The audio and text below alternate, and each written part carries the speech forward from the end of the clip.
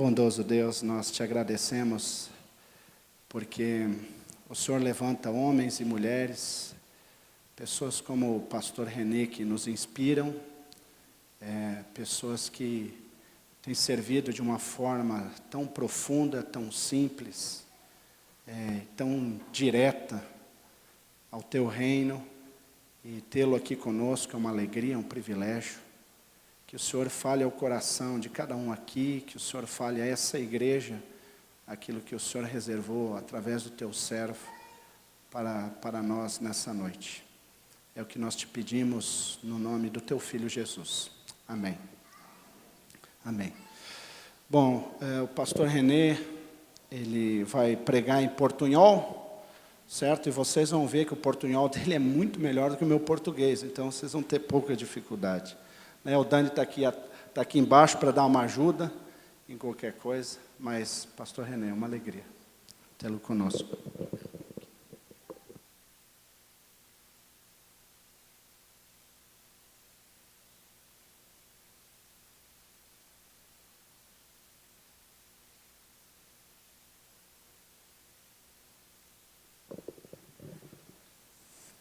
Yo doy gracias a Dios por este privilegio que me da de estar aquí esta noche. Pido disculpas. Yo gustaría hablar portugués. Cada vez que vengo al Brasil digo lo mismo. Y no paso más allá de portuñol. Voy a tratar de hablar devagar. Y si alguna palabra no es ni portuñol ni portugués, yo tengo a alguien que puede ayudarme para traducir esa palabra. Estuve en Curitiba varias veces. Por mucho tiempo colaboré con una persona a quien llegué a apreciar mucho, Pericles Couto. Partió cuando todavía ainda era joven. Guardo gratos recuerdos de mi tiempo con él.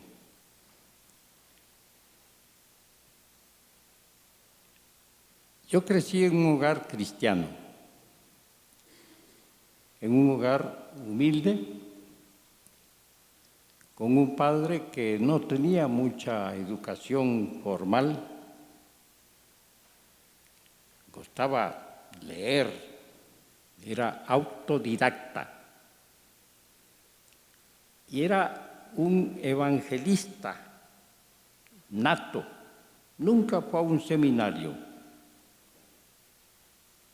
Mas cada vez que él tenía oportunidad, compartía o evangelio. A minha mãe não falava muito. Tinha um pouco mais de educação que meu pai, pero era sumamente generosa. Sumamente generosa. Y yo tengo recuerdos de ocasiones en que a mi mamá compartía alimentos con gente que no tenía alimentos, no porque le sobraba, no porque tenía más de lo necesario, sino porque tenía un corazón de compasión. Y vez tras vez, ese mensaje tuvo un efecto en todos os sus filhos. y fillas. 4 varones y 3 mujeres, familia grande. Yo me alegro que al comienzo de esta reunión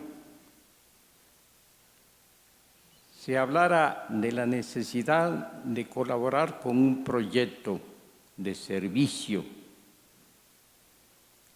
el proyecto Dorcas.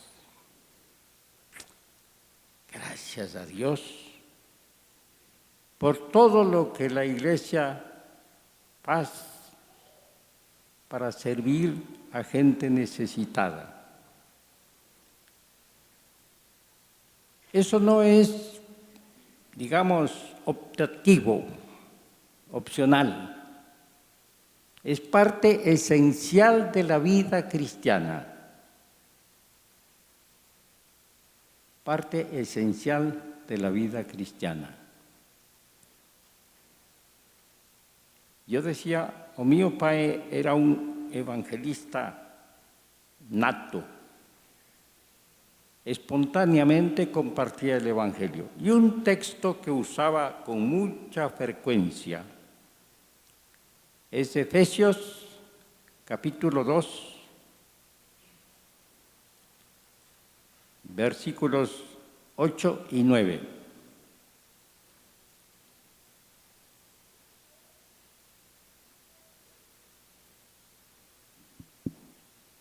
Efésios 2, 8 e 9.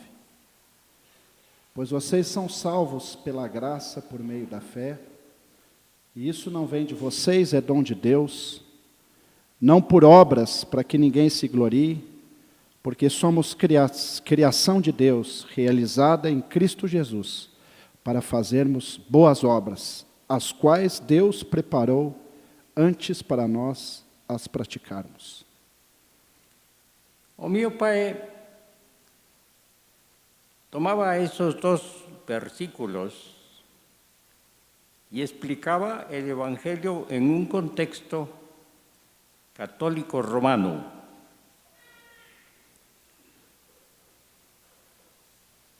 Vivíamos en Colombia y en ese tiempo era difícil no ser católico romano. Muy difícil. Había persecución abierta. Eso hace muchos años. Ya no es así ahí en Colombia. Pero entonces él ponía énfasis en ese texto porque menciona varios elementos de enseño de la Biblia acerca de la salvación. Aquí están los énfasis principales de la Reforma Protestante. Fe, gracia, no por obras, para que nadie se gloríe. La salvación es por medio de Jesucristo. Se recibe por fe en Él. No se puede comprar, no por obras. La fe nos introduce a una experiencia cristocéntrica. Y entonces experimentamos la gracia de Dios, la gracia de Dios.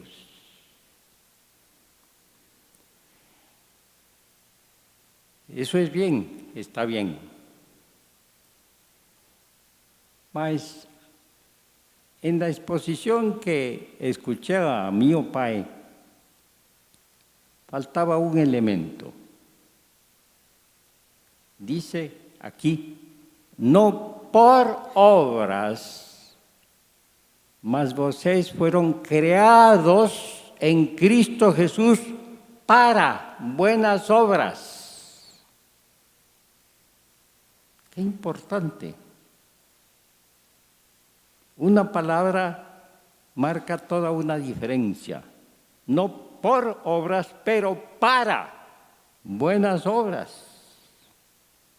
Creados en Cristo Jesús para buenas obras.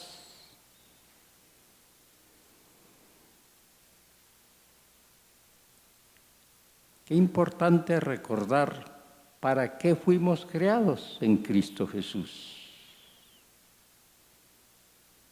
Si alguien nos pregunta, ¿para qué hizo Dios posible que te convirtieras a Cristo Jesús y tuvieras una relación personal con Dios, la experiencia del perdón de pecados por medio de Él? ¿Qué contestamos?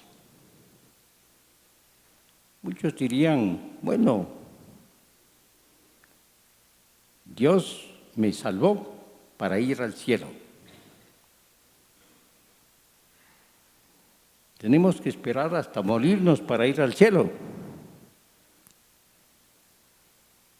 ¿Qué sucede antes de ir al cielo? Durante la vida. Aquí está la respuesta. Nos salvó, nos creó en Cristo Jesús para buenas obras, las cuales Él preparó para que las pusiéramos en práctica. Entonces, la gran pregunta que tenemos que hacernos como creyentes en Cristo Jesús es: ¿qué obras preparó Dios para que yo, para que mis hermanos y hermanas en Cristo realicemos en este mundo? Y esa tiene que ser una oración de todo creyente. En el mundo hay mucho sufrimiento, muchas necesidades.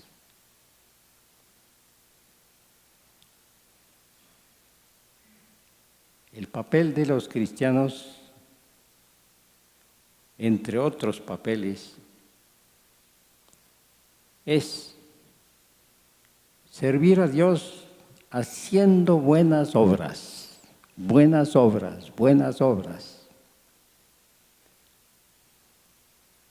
Hace unos cuantos años yo descubrí que en el Nuevo Testamento se dice mucho, mucho acerca de las buenas obras. Fíjense ustedes en otro pasaje que vamos a escuchar, en Mateo capítulo 5.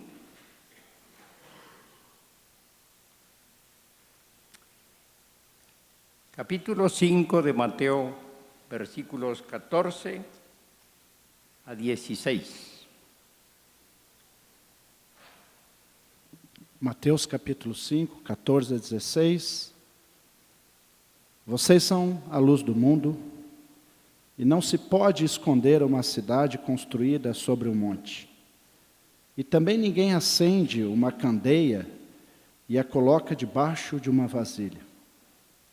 Ao contrário, coloca no lugar apropriado, e assim ilumina a todos os que estão na casa.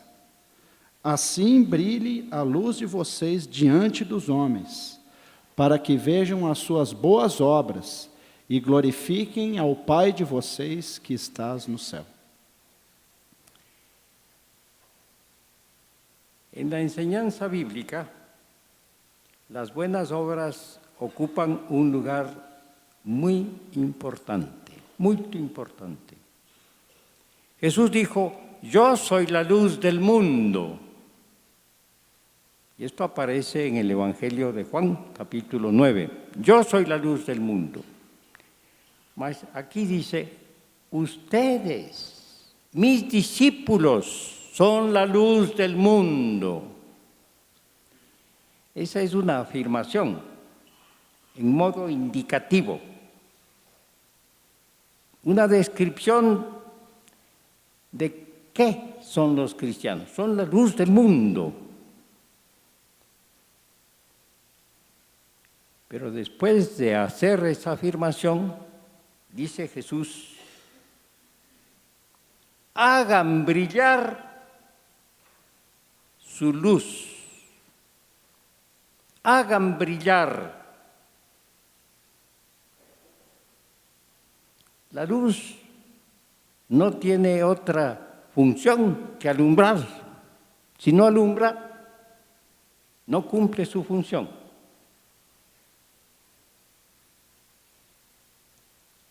La pregunta es, ¿cómo? ¿Cómo la luz del mundo hace brillar, hace resplandecer? Si nosotros entramos en este lugar y todo está oscuro, de pronto alguien enciende la luz, prende la luz. Nosotros no decimos qué bonita es la luz, simplemente vemos. La función de la luz es alumbrar.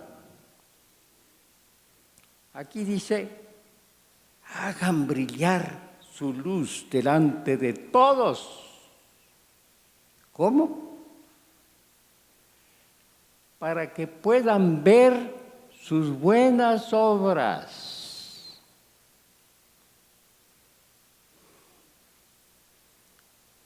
En un mundo oscuro donde reina el egoísmo, la envidia, la avaricia, el deseo de tener más y más y más y más y más y más y más en una sociedad de consumo. En ese mundo oscuro, los cristianos estamos llamados a brillar. ¿Cómo? Por medio de las buenas obras. Que la gente vea sus buenas obras. ¿Y cuál va a ser el resultado? ¿Qué propósito tiene esto? Para que digan, qué buenos son los cristianos. No. Hagan brillar su luz.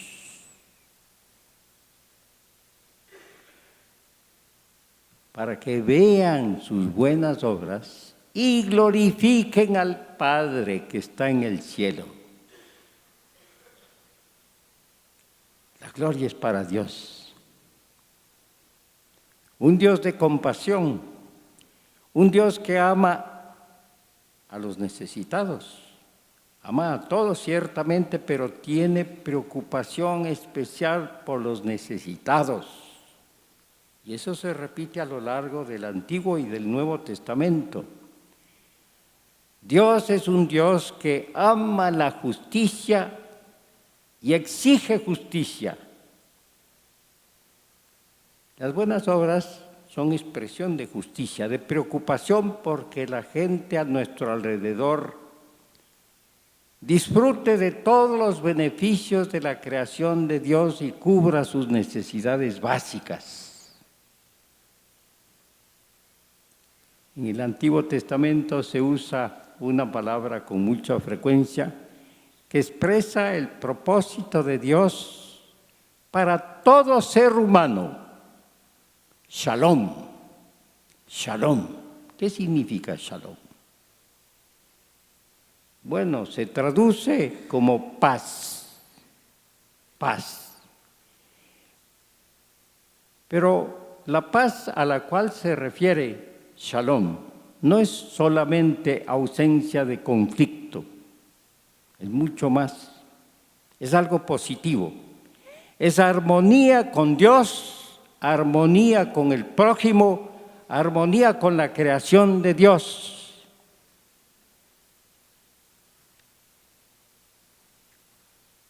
Cuando Jesucristo definió su misión, dijo, Yo he venido para que tengan vida y la vida en abundancia. Vida en abundancia. ¿Qué significa eso?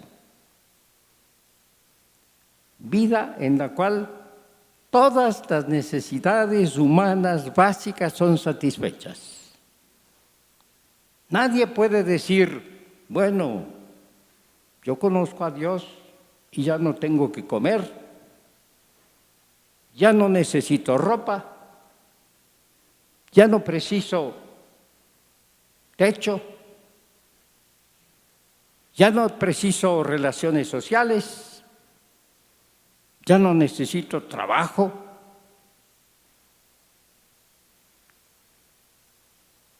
No, la necesidad humana se extiende a todas las áreas de la vida. Podría decir, comencemos con Dios, ciertamente, pero no es la única necesidad. Necesitamos cubrir todas nuestras necesidades. Hay una relación muy cercana, estrecha, entre tener vida en abundancia y cubrir todas las necesidades humanas básicas. Dios nos llama a ser agentes de bienestar, de plenitud de vida.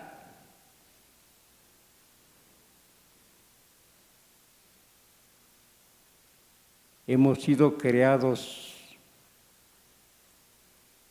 para buenas obras, creados en Cristo Jesús para buenas obras, las cuales Él preparó para que nosotros las tuviéramos, las pusiéramos en práctica.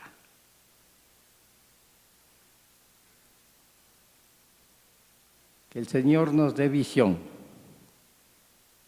para reconocer las necesidades que nos rodean. Necesidades humanas, necesidades que tenemos que satisfacer para tener vida plena. Hay otro dato que quiero yo añadir aquí, es este. Nos hacemos una pregunta, y es, ¿para qué murió Jesús? ¿Qué propósito tenía Dios en ofrecer a su Hijo unigénito en sacrificio por nosotros? Bueno, la respuesta que todos conocemos es: Jesucristo murió para hacer posible el perdón de nuestros pecados. Eso es cierto, eso es bíblico.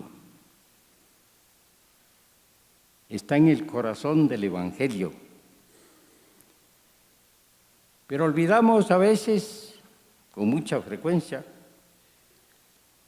otro aspecto del propósito del sacrificio de Jesucristo. Y yo les invito a ver lo que dice Tito capítulo 2.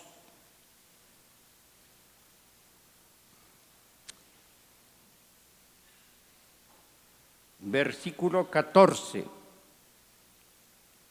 Tito 2, 14. Tito 2, 14. Ele se entregou por nós, a fim de nos remir de toda a maldade e purificar para si mesmo um povo particularmente seu, dedicado a práticas de boas obras. ¿Para qué murió Jesús? Para formar un pueblo dedicado a hacer buenas obras.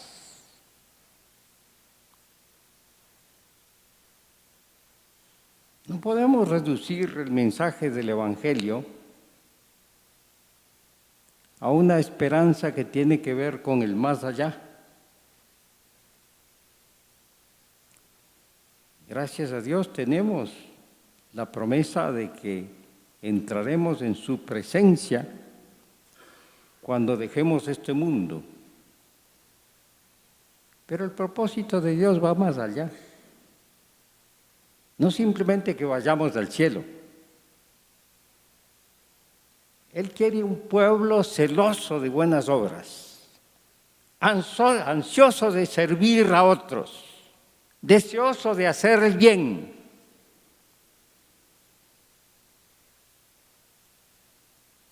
¿Por qué no hablamos de eso? Nosotros estamos llamados a dar testimonio, no solo de labios para afuera, decimos en español, con la boca, dando testimonio oral del Evangelio. Eso es una parte esencial, pero solamente una parte del testimonio cristiano. La otra parte es aquella que se vio ilustrada acá esta noche. Proyecto Dorcas. Es una manera de encarnar el amor de Dios, demostrar la compasión de Dios en relación con las necesidades humanas. Jesucristo murió, dice acá, para hacer posible que exista un pueblo ansioso de buenas obras, hacer el bien, hacer el bien. Y hacer el bien no solamente a los que están muy perto de nosotros. Hacer el bien, como dice un viejo adagio español, hacer el bien sin saber a quién. Hacer el bien a todo prójimo y expresar el amor de Dios, que es amor también al prójimo. En la enseñanza bíblica encontramos mucho sobre las buenas obras, pero a veces en nuestros círculos evangélicos no tomamos conciencia de la importancia de las buenas obras.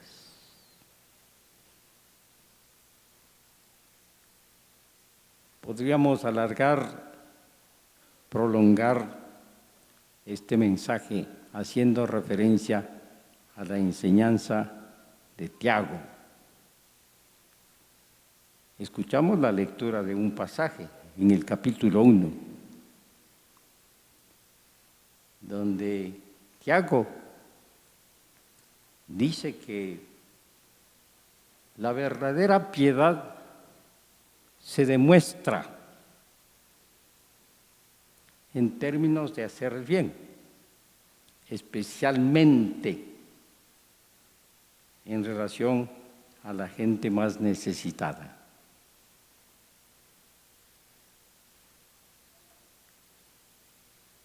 Gracias a Dios porque en esta iglesia hay oportunidad de sumarse a un proyecto que se preocupa por hacer el bien sin mirar a quién. Es la manera en que muchas veces la gente se siente atraída por el Evangelio. Si estamos viviendo no para servirnos a nosotros mismos, no para satisfacer nuestros anhelos, nuestros deseos, a veces deseos que recibimos de la sociedad de consumo solamente, sino realmente con el propósito de manifestar el amor de Dios. En el corazón del Evangelio está la compasión de Dios por nosotros, el amor de Dios por nosotros. Pero recordemos, el mandato de amar a Dios sobre todas las cosas es inseparable del amor a nuestro prójimo como a nosotros mismos.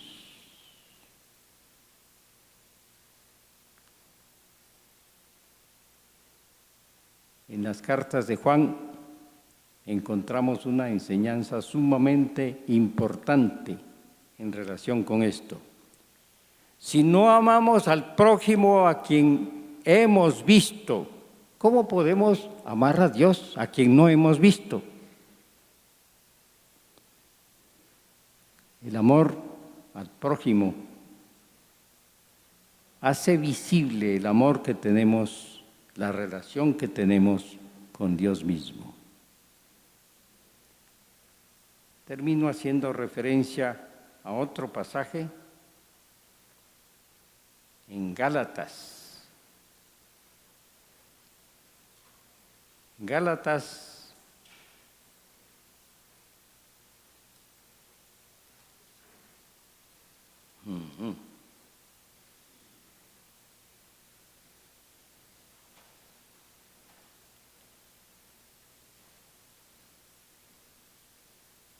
Bueno,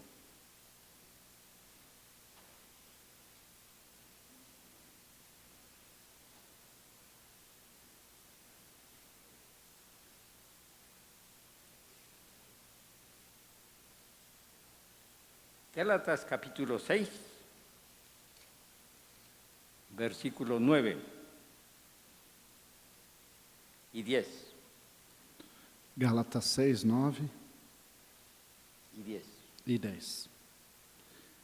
E não nos cansemos de fazer o bem, pois no tempo próprio colhemos, se não desanimamos. Portanto, enquanto temos oportunidade, façamos o bem a todos, especialmente aos da família da fé. Hagamos bien a todos, especialmente a la familia de la fe. El lugar para empezar es la propia iglesia, la propia congregación local. Ahí el amor tiene que manifestarse en términos concretos, específicos. Hacer el bien, una expresión que abarca muchas cosas. Hacer el bien en el campo psicológico, en el campo de prestar el oído para escuchar al otro. Hacer el bien en una palabra de exhortación. Hacer el bien cuidando de los enfermos. Hacer el bien proveyendo comida al que tiene hambre, ropa al que tiene frío, compañía al que se siente solo. Hacer el bien, hacer el bien. Dios nos llama a hacer el bien, porque hemos sido creados en Cristo Jesús para buenas obras, las cuales Él preparó para que las pusiéramos en práctica.